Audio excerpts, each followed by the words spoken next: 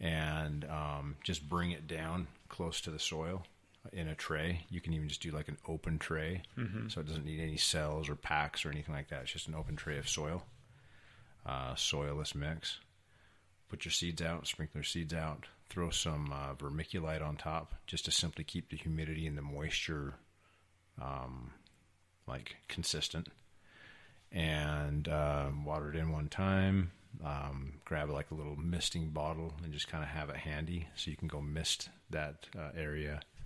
You really don't need to keep watering that soil in, but rather just keep it misted to then get them to germinate. And within 5 to 7 days, they'll germinate, send the root down, send the hypocotyls up, and start photosynthesizing.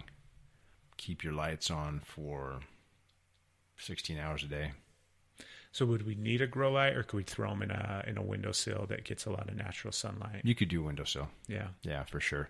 It's a cold crop, so they can tolerate cold temps. Cool. Quite cold temps, yeah. And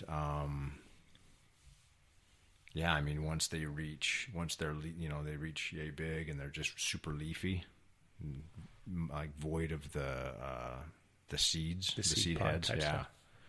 You're good to go. Cut them, and then are they just going to continually? You can get them to reflush. Yeah, reflush if you just cut them. Not cut them down too far, but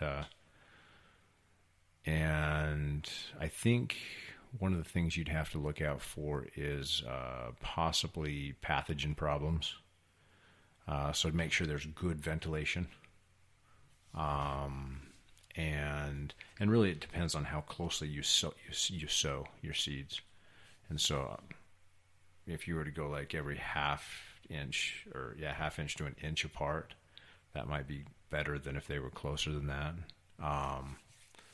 And then, natural fungicides, I would say hydrogen peroxide, or that's worked for some sprouts that I did before.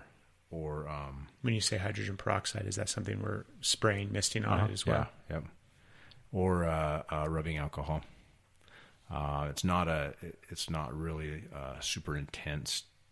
I wouldn't even call it a fungicide, but it definitely does help with that kind of that white mold that can form. Anyway, yeah, just kind of a... Yeah, we love them. Right now we can get them at Solberg's, which is kind of cool. And that's the grocery store in town. Cool. Which is weird. Man, that's so cool. I didn't even register that people might not know what that was. I'm like, yeah, you get them at Solberg's. But it's cool because it's a super small town grocery store, and we can actually get decent broccoli sprouts there. And they're organic, They are. presume. Yeah, for sure, yeah. And but we eat them all the time. Steph eats them way more than I do, but I love them.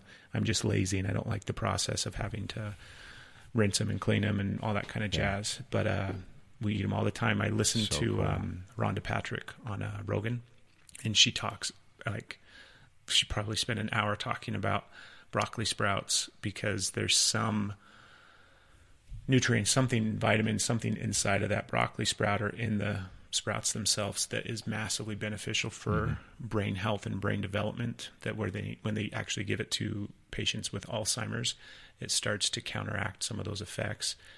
Wow. That's how powerful this, whatever, and I don't remember what is it, something pH, like fena,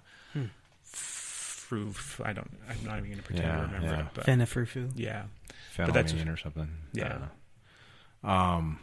We used to do wheatgrass, so we'd buy it from Sprouts, and then we'd grind that and drink wheatgrass. But then I'm like, man, we've got some hard red wheat. We can totally sprout this ourselves, and we did. My wife and I were able to get that to sprout, but quite often we would come across this white, fluffy kind of fungal stuff.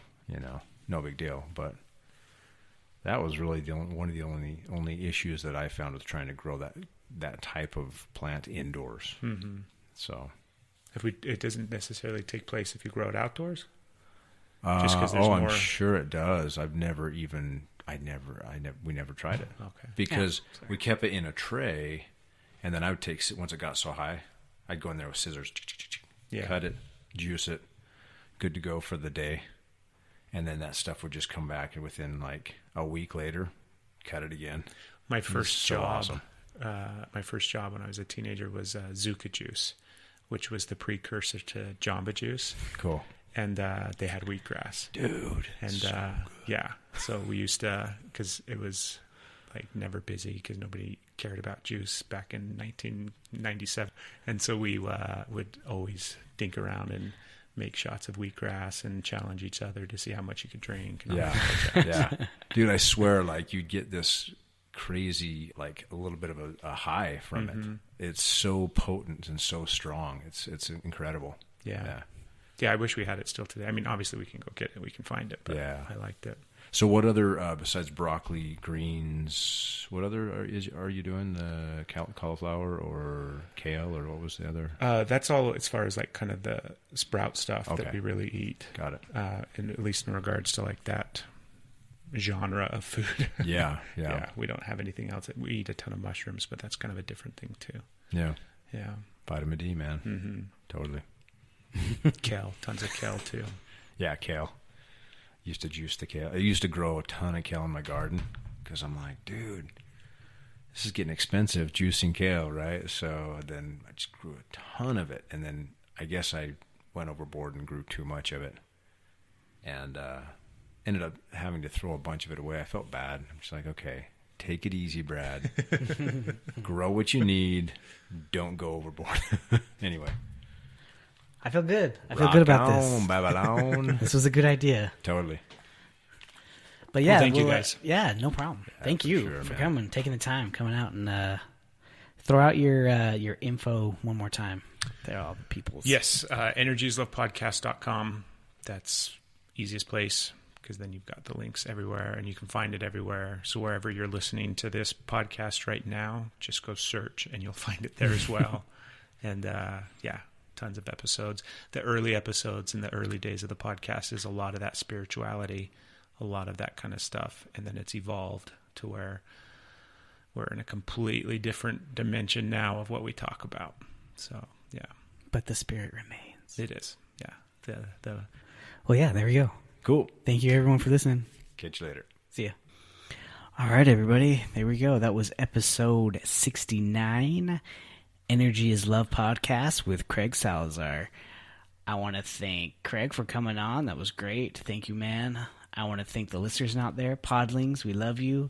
I want to thank Brad for coming and doing this podcast with me. You the man. Don't forget about horticult.com for all your horticult needs. Live stream Wednesdays where we record these podcasts live. You can watch them unedited, unfiltered on Facebook. Thanks so much, and we'll see you next time. And remember to plant on, Babylon.